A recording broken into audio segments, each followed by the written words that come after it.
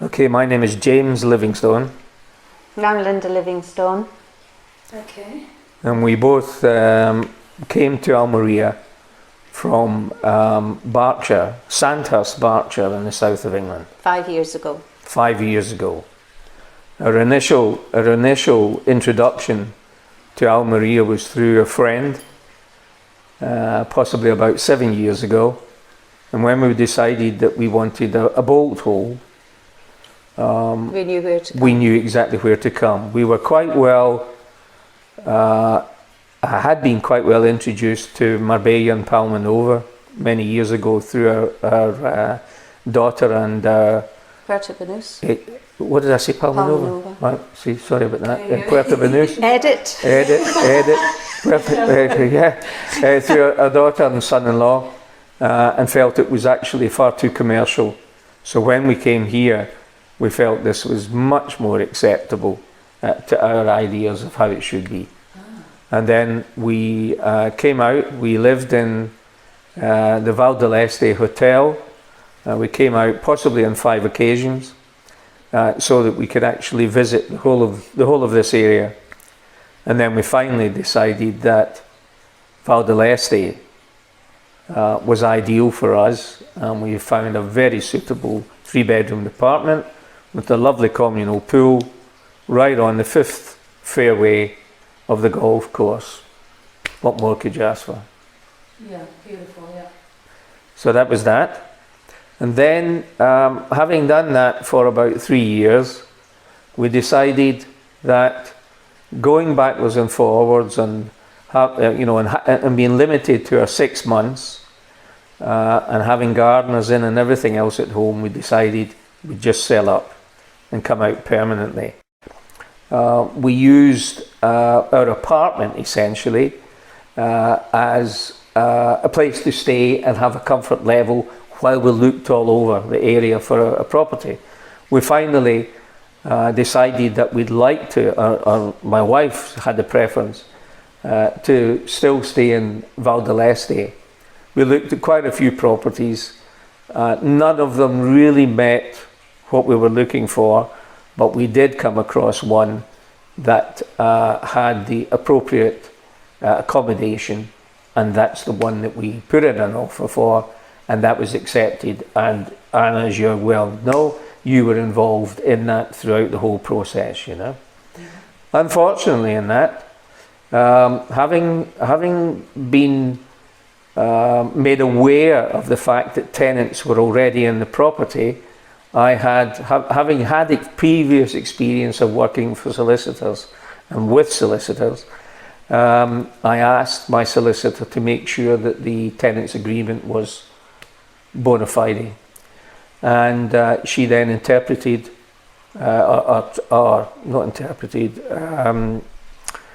translated the whole of the legal agreement to me, which in turn the people that were in as tenants, they recognised clearly that they were only going to be in there for a certain amount of time, and that they had recognised that the property, when they entered into the tenants agreement, that the property in fact was on the market, and their condition of moving out was to have 90 days notice.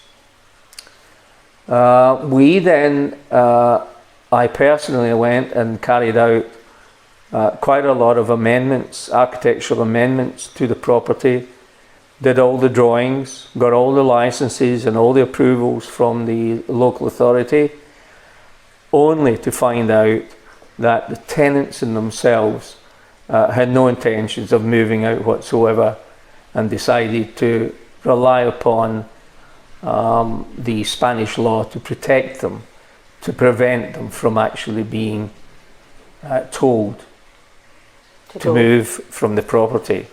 This actually transpired. It was nothing to do with me. It was between them and the vendor. But unfortunately, the vagaries of Spanish law in connection with tenancies are quite high, and the people that had actually moved into the property were well versed on their legal capabilities And by being well versed, they knew fine well that if they decided that they didn't want to move, They didn't have they to. didn't have to. And this is exactly what they did. So in other words, they ignored the legal agreement that they had signed, and it left it open to the vendor to then have to take them to court. And the only way that a court, having studied it all now myself in terms of Spanish law for renters, for tenants, the only way that a court would allow them to actually be forced out to move is if the vendor wanted to move back into the premises, or in turn he wanted an elderly relative to occupy the premises. And if there were children in the property under 6 years of age, I very much doubt that there is a judge in the whole of Spain that would have forced them out. So with that in mind, we then decided to withdraw. And that was gone. That was Well, gone. we honoured it until the end of completion, as you know. Anna was Yeah. involved in all of that, and we honoured it totally. Yeah. And the thing is that unfortunately, the vendor himself did not produce the appropriate documentation, which was necessary, which then forced them into a breach position. He was in breach of his contract, and then of course that put a liability on him, but we resolved that later on without too much hardship. We had to accept it as an experience and move on to the next property, and that's exactly what we did. Yeah, difficult times. It was very stressful for both of you. Well, it cost me. It was horrible. It cost me almost €2,000 to gain the appropriate licenses for the building works, and I got because the works didn't happen, I got somewhere in the region of about 1,500 back, but I never got my taxes back. Taxes never came back on it, but I got the actual license money back. It left a bad feeling in the mouth. It was an experience. It didn't put us off in any way for looking here. It was pure and simply just a learning curve, and one that encouraged me personally to go onto Google and find out all about tenants agreements and everything else. And then I realised that the decision I made was the very sensible decision to come out immediately after breach, because the vendor did not provide the appropriate documentation, so that allowed me pure and simply to end the contract Walk away, and walk away, which we did. and which we did. And then of course that was very disappointing, because we had actually engaged 4 building contractors to come in to do work. We had agreed drawings, documents, presentation, specifications. And the hardest thing of the whole lot was me having to go back to tell these individual 4 contractors that I couldn't bring them in to do the work. And I felt terrible about that. They accepted it. They understood that it was a problem. They understood what was happening. Yeah. And then after that, we then licked our wounds. We then moved on to look at other properties. And we finally then found a property in Ture. And by this time I was becoming a bit more educated in terms of the Spanish planning laws and the Spanish system as such, not through study but through Google, looking at it in Google. And this particular property was in rustic land. Now I knew instantly there was a problem with rustic land, but I was told by the vendors and by the vendors' solicitors that everything was in order and all the documentation was in order. And in rustic land in Andalucia, there isn't one house that has planning approval, legal planning approval in Andalucia on rustic land. Shouldn't be there in the first place. The minimum requirement is 10,000 square meters, which is a hectare, and you have to have what is called the first occupational license. Now, it can be a beautiful house, it's just built, but if it does not, first of all, have a completion certificate, but more importantly, the first occupational license, then it's just a building. It's not a habitable building, it's a building. The people that we went in when we were buying the property from, they in turn told us everything was in place. I didn't accept that, and I went round behind everything and into the local town hall and had made arrangements to meet the local architect, stroke technician, stroke engineer,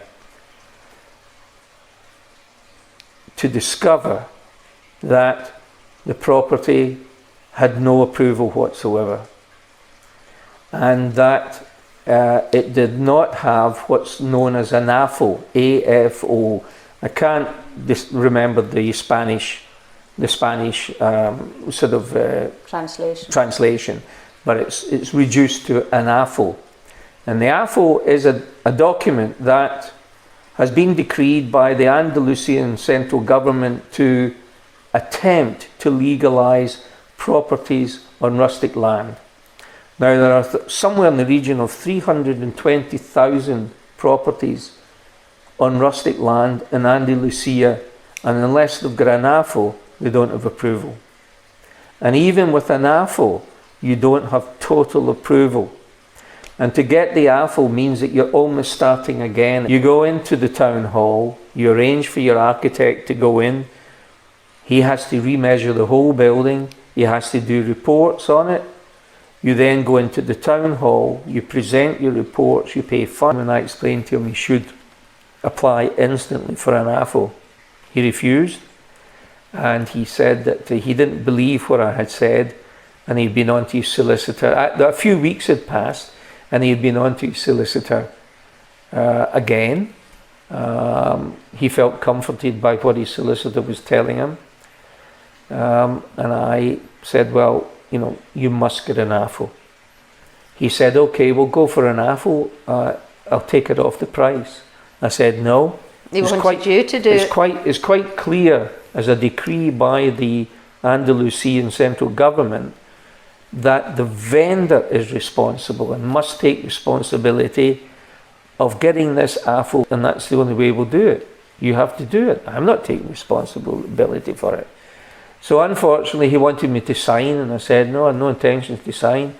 He went away back to England, and we waited until the end of the contract, and unfortunately for him, I couldn't purchase it because there were no documents. And it was quite clear from the local authority investigations that the property did not have a first occupation license and did not have any approval whatsoever. So that was one of the major difficulties. And fortunately enough, I had the knowledge from the study I did in Google to at least find all of that out before I made any signatures. But I mean, an awful lot of people would just have accepted his word, and also accepted the fact that his solicitor said everything was absolutely fine. Yes, and leave it there, see what happens, and if he doesn't come up with the documentation, which he didn't do, then you've got a legal right to take him to court for breach. So that was okay. I said fine. I said that, you know, I want you now to ask for my 10% deposit back. He refused to give me it. I then told my solicitor, right, okay, tell him I'm taking him for breach, which means he pays me double, but more importantly, tell him that I'll be taking out an injunction on his property, which means that it will tie up his property until the court case is settled, and that will be in 10 months' time. At least. At least, this is what I've researched. So, and he will not be able to sell it until he settles with me. That's assuming that the court agrees with me. She said there's no question that the court will agree with you. It's just that 10 months' time, that could be the time scale. His solicitor went back and told him, and the money was in 24 hours later. So we had a very bad experience with that man. very bad experience. We understand that he might have been naive. He might have honestly felt that he had all the legal requirements. He's possibly bought it with that knowledge and thinking that everything was legal, and not one bit of it was legal. And the only similarity between plans that had been originally submitted by the promoter, or in Britain that's the developer, and the final plans on the site is both the garages. That was all. So it was a major departure. And the other thing was that the local authority also had question marks over the road access, saying that the road had been moved in turn by the promoter without approval. So at that particular point, I didn't need any more persuasion than that. And I instructed my solicitor to take the necessary actions. But as Linda has said, people without a sort of knowledge of, you don't really need a knowledge, you just need to do your homework. You need to ask the questions of Google, and Google will come up and direct you in the proper place, and then you can look and see clearly whether you've got a problem or not. And well, not in our case, in his case, he had a major problem. The unfortunate thing is his house has not been sold yet at all, so for him. And I told them a year past September. Sorry, a year just now. And he still has done nothing. No. So that was that was really quite a frightening thing for us. In connection with the property that we're in just now, obviously armed with the knowledge that I've just told you, this was different because this was not in rustic land. This was a recognised area as urban land for building, and it was pure and simply a question of checking up on what had been approved in terms of the drawings, the calculations for the areas and everything else. And we had a bit of work to do in that, but nothing too drastic that held it up in any way. The only thing that held it up was lockdown. And the lockdown, our original completion date was, what was it, the 4th of April or something like that? Yeah, the 4th. The 4th of April, and the vendors, who were two Belgian gentlemen who lived in Brussels, they said that they could not get down, which we understood fine. And we had to then extend. So we're to wait till July. And what we did was, rather than giving a date and then having to extend it again, what I got the solicitor to write into the contract was that it would be to do a fortnight after the Spanish government had lifted the constraints, the Spanish or Belgian government had lifted constraints on travel and on the borders, and they had a fortnight, and that's the way it worked out. Perfect. Very sensible. So instead of April, it was July. Dragged on rather, Success in the end. Third time lucky. Success. Well, we did laugh at it, and it had been quite stressful all round. There was a few tears that came out of Linda on her expectations and whatever, and it was a total learning curve. It was a total learning curve. What you're going to do, and having said that, I wouldn't want that experience to stop anyone from seeking, shall we say, a property in Spain, because we have met the most delightful Spanish people. We love the place, and in turn we were just fortunate, not unfortunate, fortunate that we did manage to get the right outcome of each of these transactions through just that little bit of background. But other than that, we're very happy with what we moved into. We made the necessary changes and alterations, kept within. As a visit, I look at it very clearly as we class ourselves as guests of Spain, and as being guests of Spain, it is incumbent upon us to make sure that we actually follow Spanish law. And that's what we try to do to the letter. And in that way, if you do that, you're bomb-proof. Absolutely. And that's what we've done. We were in a place in Koh Samui in Thailand when we purchased our property in Val d'Este. And we had given our lawyer power of attorney. And the lawyer was Raquel Aragon from MAM Solicitors in Vera. And Raquel and her colleague Corinne dealt with everything. We had nothing to do. It was so simple. When we came back, every direct debit was done to all the service authorities. We had all the keys, everything. All the research had been done for the sale of the apartment. Everything had been done, and it was perfect. And Raquel then went on, and as you know, Anna, she acted for us in connection with the house in the villa in Val d'Este. She wasn't very happy that the fact that he did not have a lawyer, it made her job much more difficult, because lawyers can transcend, you follow me? And but with individuals you cannot do that. Raquel had my back 100% on everything. And then she went through the trials and tribulations with us and wasn't happy about the way we had been treated. And to be perfectly candid, she wanted to take them to court. And as you know, Lynda and I decided that the fellow had gone through enough with his divorce and everything else, and with these tenants that were moved out. And possibly more my decision than Lynda's decision is that we didn't take it any further. And you know, we had a meeting and he seemed very grateful to that, or for that. Raquel then moved on to Ture.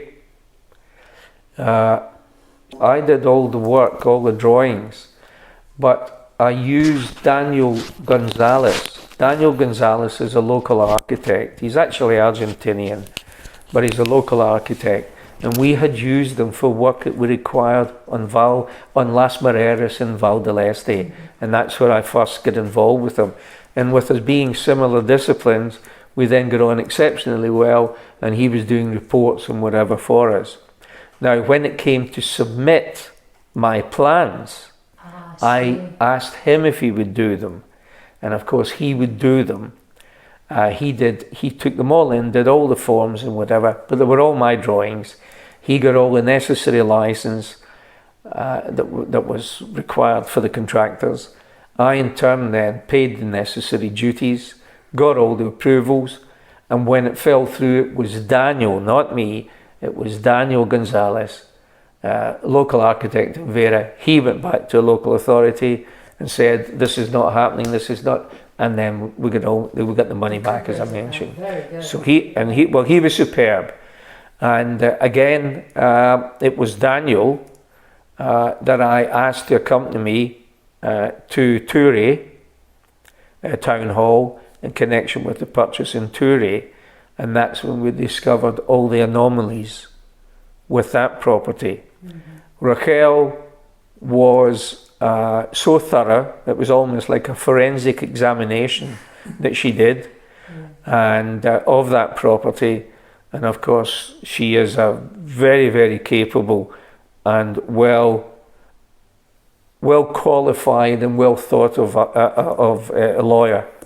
And in turn, everything turned out correct with Raquel. She knew the other solicitor, or the other lawyer, intimately again, because at least he had a lawyer, and they had the rapport and whatever. So they worked together. And that helped completely. When it came to purchasing this one, the Belgian gentleman did no lawyer, and that made it very difficult. Oh, again, no lawyer. Again, because they would not give power of attorney to the agent, which you can do on a one-off sale. You can give power of attorney to the agent, but they wanted to be involved in that.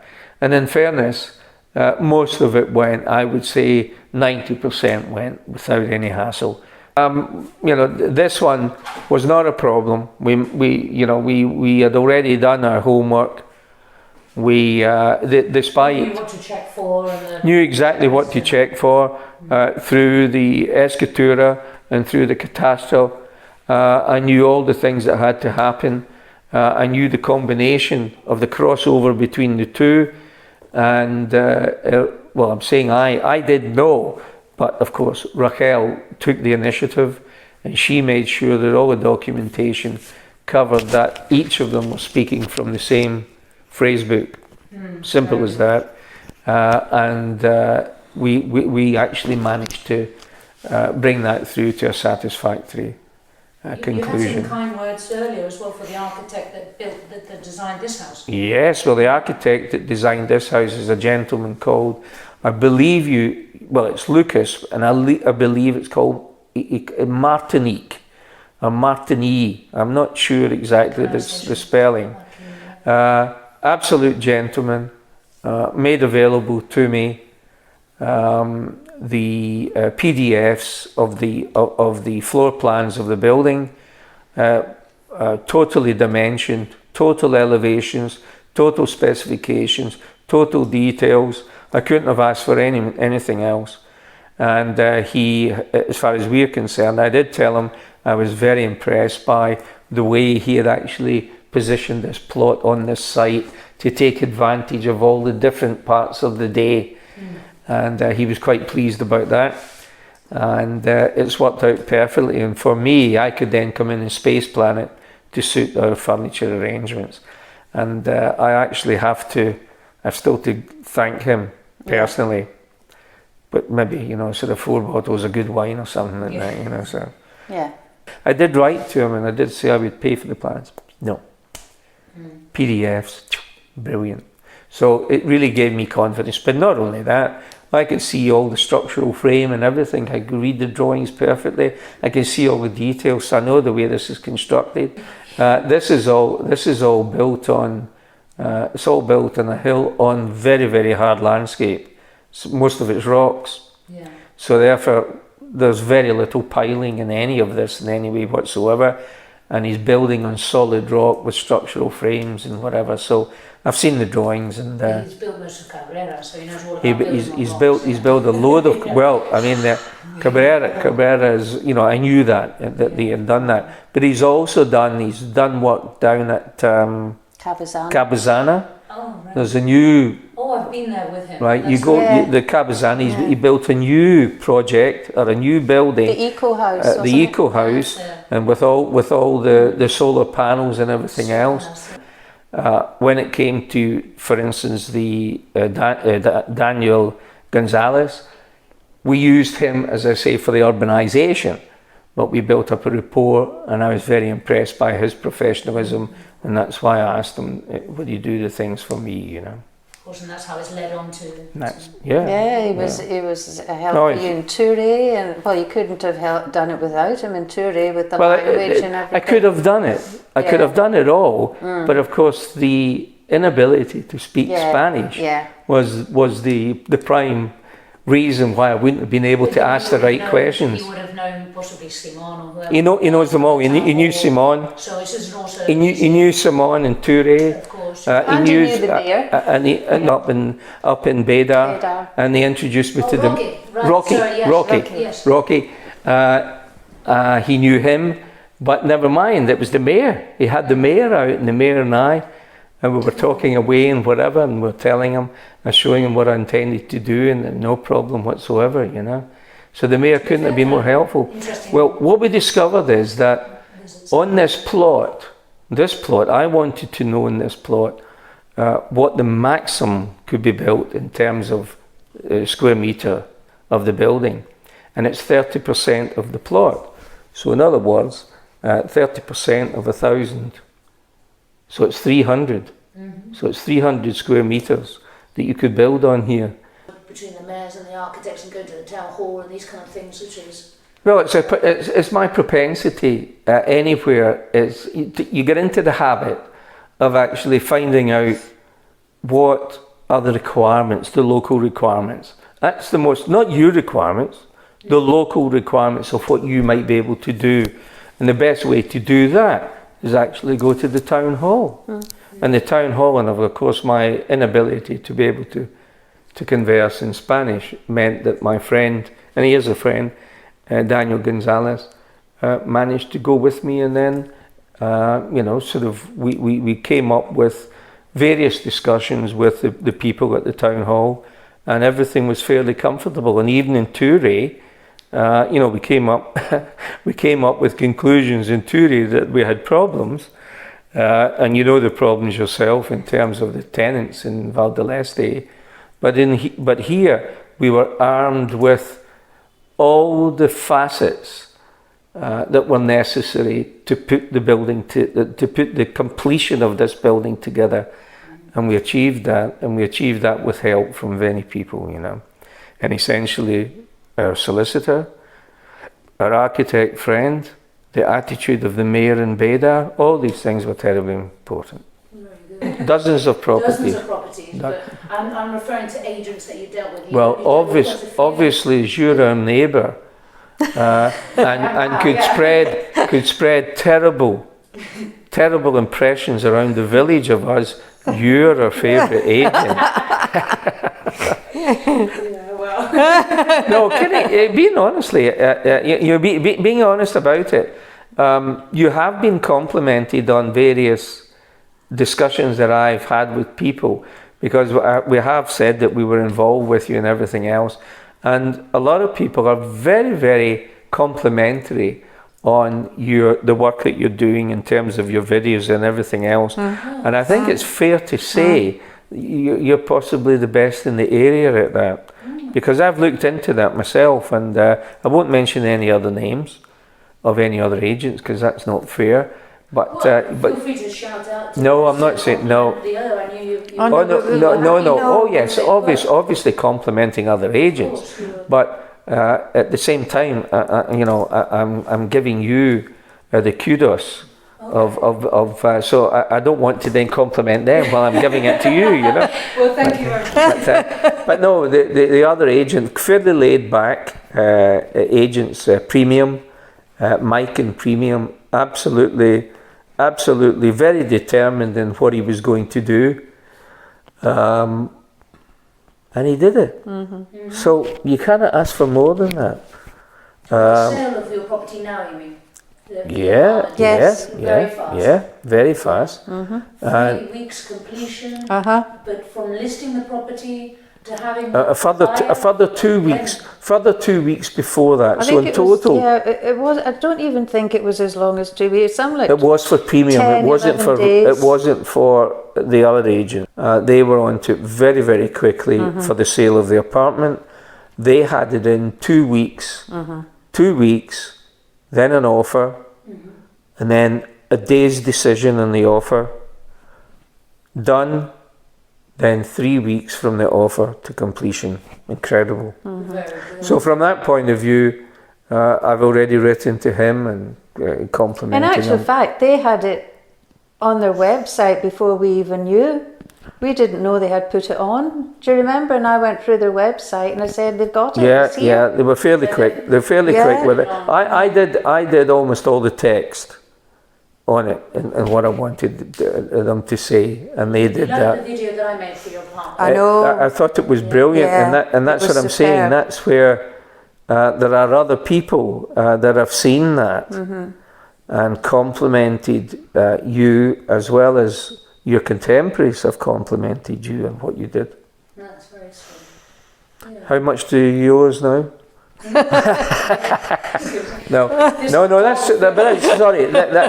Jesting aside, that is true, and it's pretty obvious when you look at your website and you see these that you put the effort into it, and you certainly did that You did it for Val d'Este, you did it for Las Moreras, you did it for the apartment that we had to for sale. So there's no way on earth that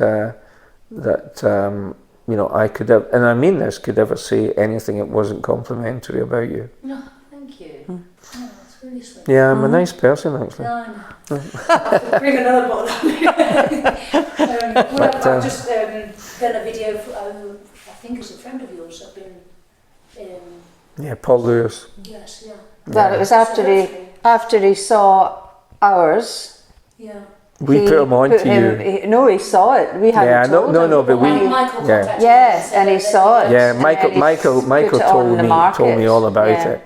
And Michael, I like working with those guys. They're very good because they trust me to go and collect the keys. Yeah. Well, the funny thing was, we got a phone call from Mike to say that a friend of the chappie who was buying our apartment was over here, and would it be possible for him to come round to the apartment and do a video to send to, because don't forget, the person who bought it only saw online.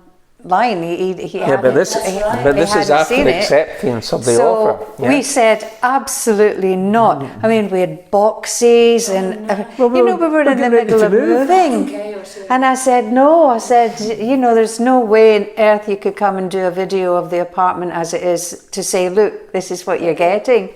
And then we said, Anna has a superb video. He called and said, and then, would you mind if I yes, and I said, of course. yes, and then, he said, do you think she thinks she would mind? And we said, I'm sure she wouldn't, So, and then that's when he called you. But it was very good of him to ask first. Yes. Yes. It's how it should be, but yeah. very good, Yeah, indeed. So that's good. Indeed. But no, I mean, as I say, quite a few people have commented on your videos. They're very good. But as I have to say, you really did work so hard for us on that property. Didn't you, Jim? Yeah. Really hard for us. You did, no, you did, seriously. Well, we felt sorry for you as well, because there's well, you worked on it for casualties. months and months. There's casualties in a lot of things in life. And, we were casualties in that, and there were casualties in Toure. But then you look at the knock-on effect of other people that are spending their time putting these things together. And mainly it's agents and it was solicitors. And that was another thing, actually. Our solicitor, Raquel Aragon, could not have been more considerate to us in connection with, her offer to get us to the right spot in life in terms of purchase. There was no way that she did not consider representing us 100% to reach the best conclusion that she would be happy with as well. And that's what she did. The catastro is a method, is a vehicle for taxation on the property. The escritura, as you know yourself, is essentially to explain the property, its merits, its areas, and all of these sort of things. The catastro in itself is supposed to work with that 100%. That doesn't always happen because people can carry out extensions, whatever, and never inform the catastro. Exactly. And then it's up to your solicitor, and your solicitor, a good solicitor, will write that in that's necessary. And that's the reason that you try to pick a good solicitor. That's not easy because there's good and bad in everything, But as Linda said, homework is more important than anything. And the only way for homework, really for people like ourselves, is Google. Google is the Bible. You put the right questions into Google, you'll get them coming back out again. But a lot of people, we have noticed here that on the various programs as well that we've seen on the television, everything is very, very simple and very easy to achieve. And your offer has been accepted. Yeah, and all you've this got sort your of thing. house, you've got your house. You've got your house at last. And then behind the scenes, they could have another 6 to 9 months of working things, getting things out. Or lose it altogether. Or lose it altogether. And the normal people don't actually really see that. They just see the success side of it. Well, we did with our apartment. I mean, we just sailed through that. And she was just superb. So that's really, I think, about it, isn't it? Yeah. I don't think we'll be moving, mind you. No, I think this is it. I think this is us until I don't think I could be bothered anymore. But even with all of these things, people... Yes, behind them. They're behind us now. But it's been a success. Yeah. Oh, well, I'm pretty sure... Yes. You know, belief in yes, and then I said when we sold the apartment so quickly, that was us getting our karma back. That was a karma, yeah. That was that. After all we've been through, you know, we've got our karma back. But even at that, there are people that you know, don't go through any of the experiences we don't go through.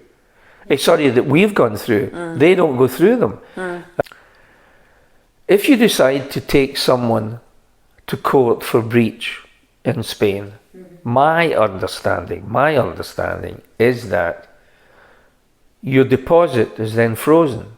Your 10% deposit is frozen. And that 10% deposit stays in a sort of escrow account. And that will not be released until it's over and determined. So therefore there's a situation where the Spanish courts may not be able to force the vendor to pay double the money. There's no way they can force them to do it. All they can do is put such conditions on the sale of that property through the town hall. That's it. That property cannot be sold until such times as this debt, etc. The exact word is encumbrances. If you look at the legal Spanish documentation, the words that the property should be sold or bought without encumbrances. And if the encumbrance is the fact that he's got a legal action against him, do you follow me? That he's got to do it. So he's got to clear that. And the solicitors are duty bound to hold that money. They wouldn't give him, just say it was, 400,000. They wouldn't give him the 400,000. They would automatically take off the 10%, the 40,000 right away, and before it got to him, It'd be retained, It would be retained, But he was not even a resident. He was a non-resident. So the first thing was that with being a non-resident, this is the difference between being a resident and a non-resident. If you're a resident in Spain, you're obviously paying Spanish taxation. But if you're a non-resident, you're not. So therefore, under Spanish law, 3% has to be retained by the solicitor until such times as all the documentation through the Inland Revenue Services of Spain and everything else are saying that that's clear and he can have his 3% back. Do you follow me? Yes. I'm not saying he gets it back right away, and I'm not saying that it's determined right away, but that's the law. And that in a way is to safeguard the purchaser being held liable for this 3%. And that is a perfect way of doing it, So I have no problems with any of that, So there's a lot of, I think we would describe it as the vagaries of purchasing Spanish property. And it should never put anyone off. I would certainly never ask to put anyone off who was interested in living in this fabulous country. It's great for your health. It's great all round. Lovely people. Only make sure you provide the appropriate professional cover through your solicitor and through any other professional that you may need. If you need someone to survey the building. The other thing that's important, and it's not something that we considered or had to consider, but a lot of people may need mortgages to buy properties here in Spain. Doesn't mean to say that they're all coming out and paying cash. And that's when the surveys and everything else are very important, especially if you're going in and you're asking a bank to maybe put up 10-20% of the purchase price. You must make sure you've got good representation in terms of your property, and then these reports are made available to the bank as well. So the bank in itself cannot turn around and say, "Oh, we didn't know there was there were no foundations," or whatever. These things are important, I would like to think actually that Anna's going to do a fairly decent editing job on this. because we have now been talking quite freely for about the last 20 minutes, forgetting that we are actually being recorded. So anyway, Lynda and I would like to thank Anna for coming along and trying or attempting to solicit some sort of basic idea of what it's like to purchase property in Spain. And I don't think that people should be actually put off by our personal experiences. But for a small fee, if anybody wants to contact me. But we'd also like to thank Anna very much for helping us tremendously in the first house. Even although things went wrong, it was nothing to do with her, and she was absolutely amazing and spent so much time, and it didn't end very well. Well, you must have been distraught yourself, Anna, with the way they were behaving, these people, you know. But I sussed out very, very quickly that they were at it. The minute I spoke to that female... Yeah, well, we're not going there now. We've stopped. I know. We're still going. Yeah, you used to say goodbye. Oh, Christ. Right, okay. And it's goodbye from me, and it's goodbye from goodbye from him. Thank you very much. Right, okay. Now,